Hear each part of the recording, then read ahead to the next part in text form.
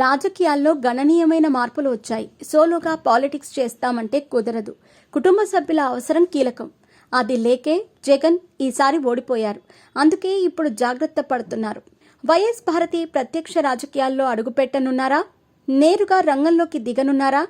Party వాయిస్ను వినిపించనున్నారా అంటే అవుననే సమాధానం వినిపిస్తోంది.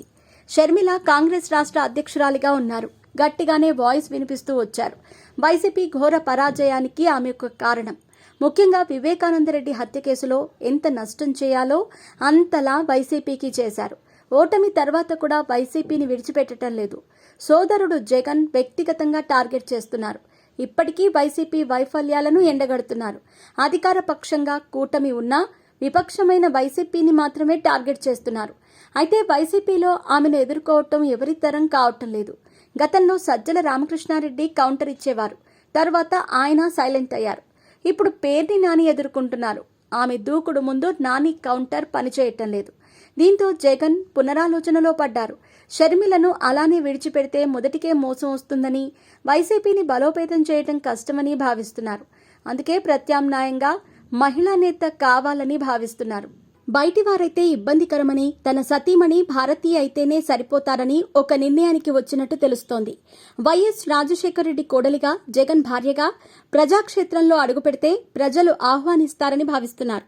షర్మిలను ఢీకొట్టగలరని ధీమా వ్యక్తం చేస్తున్నారు. వైసీపీలో మహిళా నేతలకు కొదువలేదు. మాజీ మంత్రి ఆర్కే రోజా, విడుదల రజని, తానేటి వనిత, పాముల పుష్పశ్రీవాణి, వాసిరెడ్డి పద్మ ఇలా అందరూ ఉన్నారు. అయితే 5 ఏళ్ల వైసీపీ హయాంలో వీరు ప్రత్యర్థులపై విరుచుకుపడేవారు. కానీ దారుణ పరాజయం ఎదురయ్యేసరికి వీరంతా సైలెంట్ అయ్యారు. అజ్ఞాతంలోకి వెళ్లిపోయారు. కనీసం పార్టీ కార్యక్రమాలకు సైతం హాజరు కావటం లేదు. ఇటువంటి సమయంలో షర్మిలను ఎదుర్కోవాలంటే బలమైన మహిళా నేత అవసరం.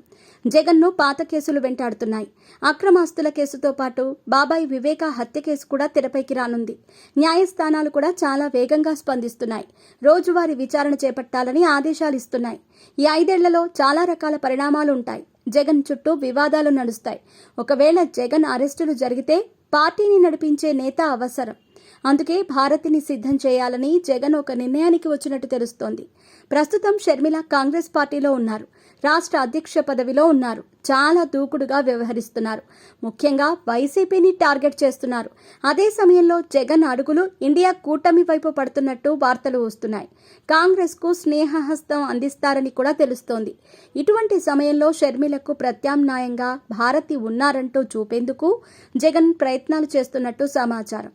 ఒకవేళ వైసీపీ కాంగ్రెస్ వైపు వెళ్లకుంటే షర్మిల వాయిస్ ని గట్టిగానే ఎదుర్కొనేందుకు భారతి సరిపోతారని ఒక అంచనాకు వచ్చారు.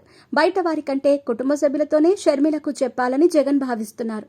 అయితే తల్లి విజయమ్మ జగన్ వైపు వచ్చే అవకాశం లేకపోవడంతో భారతిని తెరపైకి తెస్తున్నట్టు సమాచారం.